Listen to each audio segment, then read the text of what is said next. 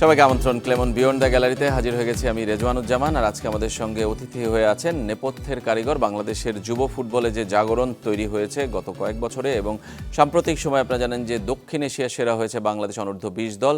সেই বয়সভিত্তিক ফুটবল পরিচালনা করছেন বাংলাদেশ ফুটবল ফেডারেশন ডেভেলপমেন্ট কমিটির চেয়ারম্যান এবং সহসভাপতি ফুটবল ফেডারেশনের নাসির শাহরিয়ার জায়েদি আমাদের সঙ্গে আছেন। স্বাগত জানাচ্ছি আপনাকে এবং অভিনন্দন।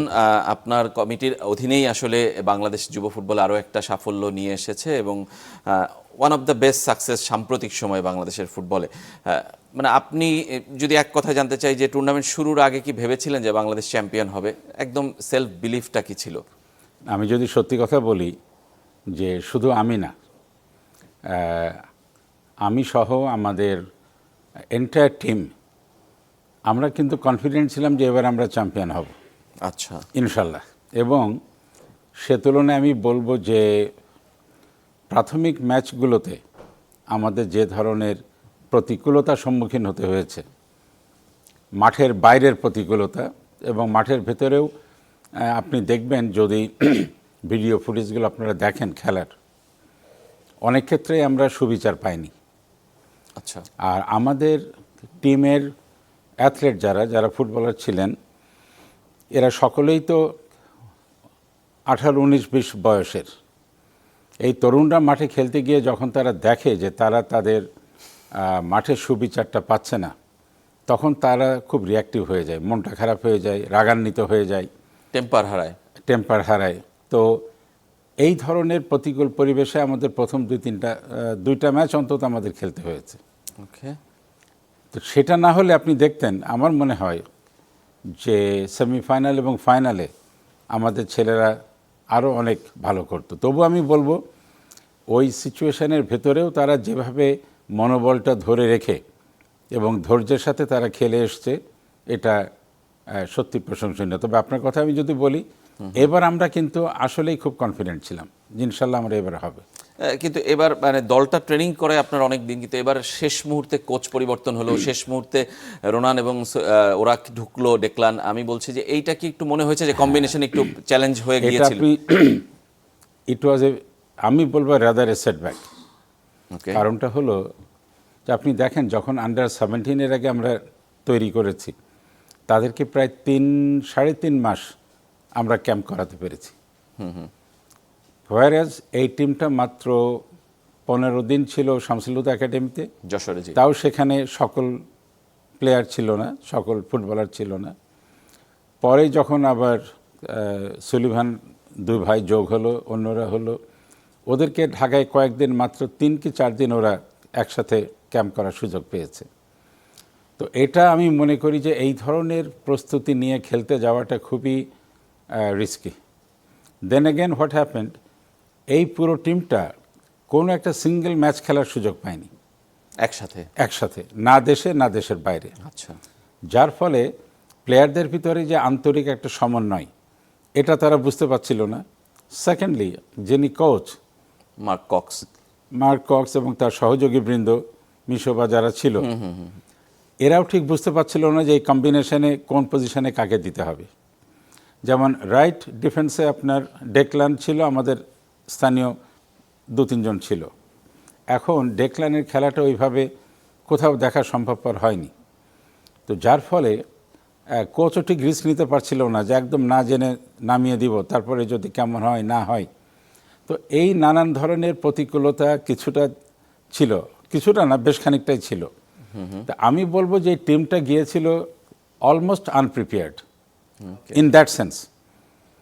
তো সে তুলনায় তারা যেটা করেছে সেটা ম্যাচগুলোই তাদের প্রিপারেশনের অংশ। ম্যাচগুলো তো অফকোর্স আপনি যখন টিমটাকে তৈরি করবেন, আপনাকে ক্যাম্প করাতে হবে, আবার দেশে বা বাইরে ফ্রেন্ডলি ম্যাচ ভালো টিমের সাথে খেলতে হবে। এবং সেখানে দুটো জিনিস হয়, প্লেয়ারদের ভিতরে সমন্বয় আসে, তাদের স্কিলটা ডেভেলপমেন্ট করে, প্লাস যারা কর্মকর্তা আছেন, কোচ আছেন, এরাও আপনার খেলাটা দেখে কাকে কোথায় দিবেন এটাও তারা সিদ্ধান্ত নিতে পারেন। এবার সেই সুযোগটা একদমই হয়নি।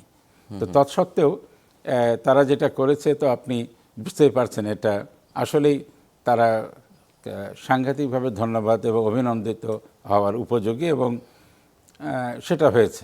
এবং সেটা আপনারা নিজেরাও তাদেরকে ধন্যবাদ জানিয়েছেন কিংবা সংবর্ধনা দিয়েছেন। গতকাল রাতটা ছিল অনেক আনন্দময় এবং নানা ধরনের আয়োজনই ছিল তাদের জন্য, এবং সব শেষে আপনি তাদেরকে অর্থ পুরস্কারও দিয়েছেন। মানে আপনি হ্যাপি, মানে ডেভেলপমেন্ট কমিটির চেয়ারম্যান হিসেবে এই 1.5 বছর যে দায়িত্বটুকু পালন করছেন, বেশ কয়েকটা চ্যালেঞ্জ আপনি নিয়েছেন, সাকসেসের খুব কাছে গিয়েছেন, কিন্তু শেষ পর্যন্ত সাকসেসটা ধরা দিল। আমি যদি আপনাকে বলি, এই সম্বর্ধনাটা গতকালকে যেটা হয়েছে খুবই আনন্দ উচ্ছল হয়েছে, কিন্তু আপনি একটা জিনিস দেখেন, ফুটবল এবং সার্বিকভাবে বাংলাদেশের ক্রীড়া জগতের জন্য এখন একটা খুব ভালো সময় এসেছে। কারণটা হলো, if you look at this tournament, এবার কি হলো, পরশু রাত্রে the moment the penalty tie breaker was over, within 5 minutes মাননীয় প্রধানমন্ত্রী অভিনন্দিত করলেন। জি, তার কয়েক মিনিটের ভেতরে মাননীয় স্পিকার অভিনন্দিত করলেন। আর আমাদের ক্রীড়া প্রতিমন্ত্রী জনাব আমিনুল হক তো সার্বক্ষণ মনিটরিংয়ে ছিলেন। তো মনে করুন, আমি কখনো আমার জানা মতে অতীতেও আমি কখনো এরকম পরিস্থিতি দেখি নাই যেখানে একটা টিম চ্যাম্পিয়ন হয়েছে এবং প্রধানমন্ত্রী 5 মিনিটের ভিতরে অভিনন্দন জানাচ্ছেন, সংসদের মাননীয় স্পিকার অভিনন্দন জানাচ্ছেন, জি, ক্রীড়া প্রতিমন্ত্রী বা প্রতিমন্ত্রী যিনি দায়িত্বে আছেন তিনি সার্বক্ষণিক যোগাযোগ রাখছেন। মানে ইভেন আমাদের মাননীয় ক্রীড়া প্রতিমন্ত্রী মহোদয় আমিনুল হক সাহেব, উনি সরাসরি মালেতে টেলিফোন করতেন, ম্যানেজারের সাথে কথা বলতেন, সামিদের সাথে, ওই বিপ্লব ভট্টাচার্য ওর সাথে কথা বলতেন, মিশোর সাথে কথা বলতেন। আর নিজে উনি তাদের সতীর্থ ছিল, আর নিজে ক্রীড়াবিদ, ফুটবলার, এক কথা। যার ফলে উনিও আমাদের কাজ খানিকটা আমি বলবো শেয়ার করে নিয়েছেন। যে এরকমটা আমরা খুব বেশি দেখিনি যে এতটা ইনভলভ।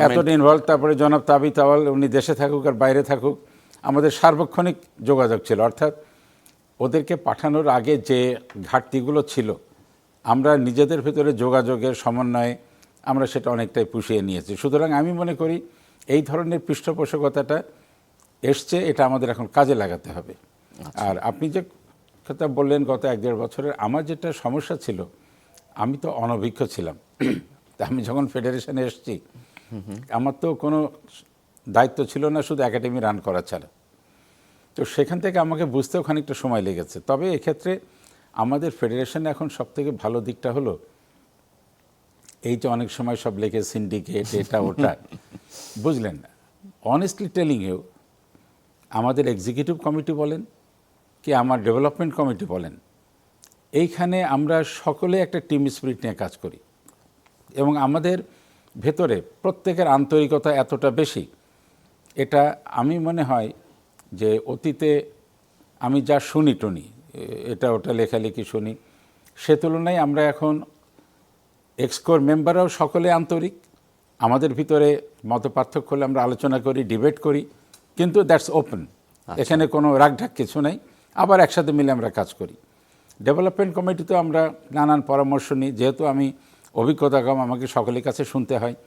It's very participate. তার মানে সিন্ডিকেট নেই। আমি এই বিষয়ে একটু আরও কথা বলতে চাই আপনার সঙ্গে, কিন্তু দর্শক আছেন আমাদের সঙ্গে, তার ফোনটি নিয়ে আসতে চাই। সবার আগে পরিচয় জানিয়ে আপনার প্রশ্ন অথবা মতামত জানাবেন।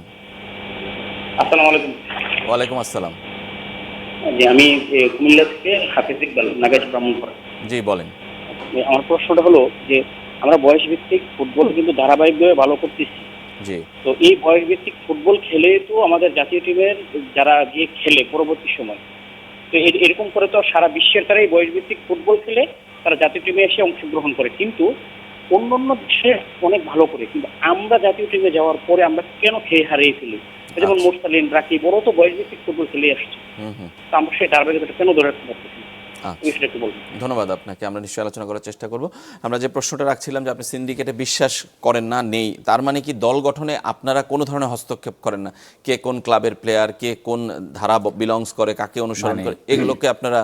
আমি আমাদের সভাপতি বা আপনি দল গঠনের ক্ষেত্রে যদি বলেন, ডেভেলপমেন্ট কমিটির চেয়ারম্যান হিসেবে আমি, ফেডারেশনের সভাপতি হিসেবে তাবিত আল সাহেব বা অন্য যারা আছেন, আমার নলেজে নাই। ওকে, আমার নলেজে নাই। বড়জোর যদি কোচ বা অ্যাসিস্ট্যান্ট কোচ যারা আছেন, এরা যদি কোনো পরামর্শ চান বা এটা আলাপ করেন, আমরা তখন একটা মতামত দেই, বাট নোবডি ক্যান টেল মানে কোচের সিদ্ধান্তই শেষ কারো সিদ্ধান্ত। পেশাগত দায়িত্বে আমরা কোনো হস্তক্ষেপ করি। যেমন ধরেন আশিক ছেলেটা ইনজিউর্ড হলো, কেমন হাসপাতালে ওইখানে। নিয়ে যেতে হলো তাকে, জি। এবং আপনি যদি ক্লিপিংটা দেখেন, এত বাজেভাবে তাকে হিট করলো তার থাইতে, এবং সেখানে রেফারি একটা ফাউলও দিল না। ও তো রেড কার্ডের জিনিস এটা। যাই হোক, তা আশিকের ওখানে থাকবে কিনা ঢাকা আসলে, এটা কিন্তু আমরা ফিজিওথেরাপিস্ট যে ছিল তার মতামত মতনই আমরা সব কিছু করেছি, বুঝেছেন। আচ্ছা, তাকে ফিরিয়েও আনা হয়েছে পরে। হ্যাঁ, তাকে আমরা ফিরিয়ে নিয়ে এসেছি। ও কালকে এয়ারপোর্টে যাবেই। পরে আমি নিজে বলেছি, বাবা তুমি এয়ারপোর্টে না, তুমি এখানে আসো। মানে ওদের তো উচ্ছ্বাস একটা। জি জি। তো আমরা যাকে যে পেশাগত দায়িত্বটা দিয়েছি, we allow them to perform their professional responsibility. এখানে আমার জানা মতে আমি কোনো ইন্টারফারেন্স আমি নিজেও করি না, আমার জানা মতে মানে আপনার কমিটিতে নেই এটা আপনি বলতে না, পারেন। জি, আমরা অন্যগুলো না বলি। যে দর্শকের একটা প্রশ্ন ছিল, আপনারও কি এটা প্রশ্ন যে আসলে কেন আমরা বয়সভিত্তিক ফুটবলে ভালো খেলি, সাউথ এশিয়াতে আমরা হয় চ্যাম্পিয়ন হই নাহলে ফাইনাল খেলি, মানে এটা আমাদের একদম ধারাবাহিকতা, কিন্তু আমরা মূল টুর্নামেন্টে যে আসলে ভালো করতে পারি না। মোরসালিন রাকিবের উদাহরণ তিনি দিলেন। দর্শক, আপনারও কি একই প্রশ্ন নাকি আসলে উত্তরটা জানা?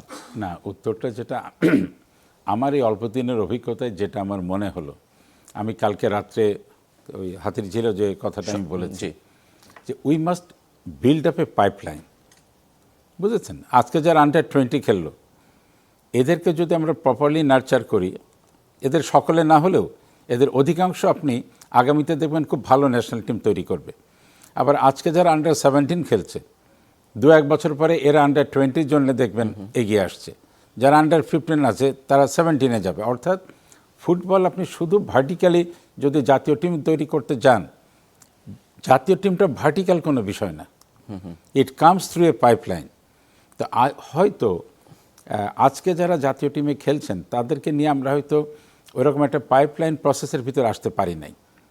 আজকে যারা জাতীয় টিমে আছেন আমরা হয়তো ভার্টিক্যালি টিমটাকে কম্পোজ করছি, কিন্তু আগামী 2-1 বছর পরে থেকে আপনি দেখবেন যে তারা অলরেডি আমরা একটা পাইপলাইন সেট আপ করে ফেলেছি। আমরা আসলে ফেডারেশনের চেষ্টা করছি এই ফুটবল ডেভেলপমেন্টের পাইপলাইনটা সেট করতে। আচ্ছা, আন্ডার-15, আন্ডার-17, আন্ডার-19/20 আর আন্ডার-23 জাতীয় টিম, এই একটা পাইপলাইন যদি আমরা ঠিক করে নিতে পারি, তখন আপনি দেখবেন জাতীয় টিম নিয়ে সম্মানিত দর্শক যে প্রশ্নটা করলেন তিনি তার জবাব ওইটার ভিতরে পেয়ে যাবেন।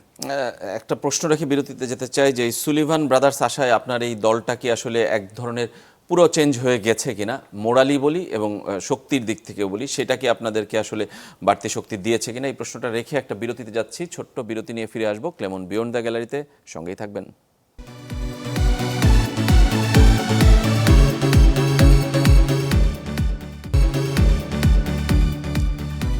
বিরতির পর আবারও ফিরে এলাম ক্লেমন বিয়ন্ড দ্য গ্যালারিতে। আমরা কথা বলছিলাম যুব ফুটবলে বাংলাদেশের নতুন জাগরণ নিয়ে। আপনারা জানেন দক্ষিণ এশিয়া সেরা হয়েছে বাংলাদেশ অনূর্ধ্ব-20 দল।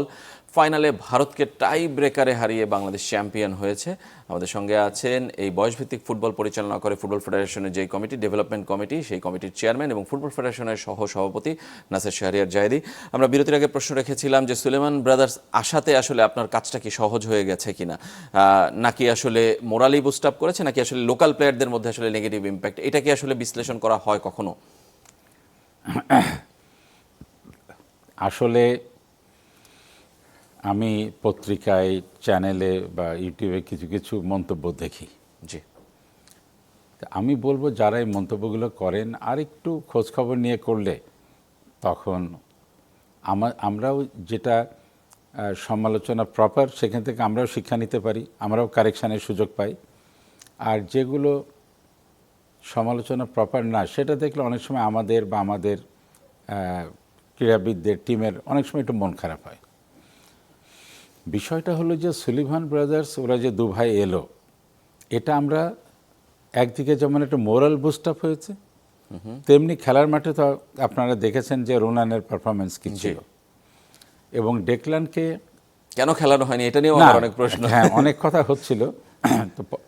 তো আমরা কিন্তু কোচকে একটা কথা বলি নাই যে তোমরা খেলাও কি খেলিও না। We left it to the coach and his associate যারা ছিলেন, কোচের সাথে 3 জন সহকারী কোচও ছিলেন। তো পরে ডেকলানকে খেলানো হলো, এবং সেখানে আমার অবজারভেশনটা হলো ও ডিফেন্সের থেকে মনে হলো রাইট উইংয়ে যেন বারবার উঠে যাচ্ছে উপরে। আবার ওদের দুই ভাইয়ের কেমিস্ট্রিটা ভালো ছিল।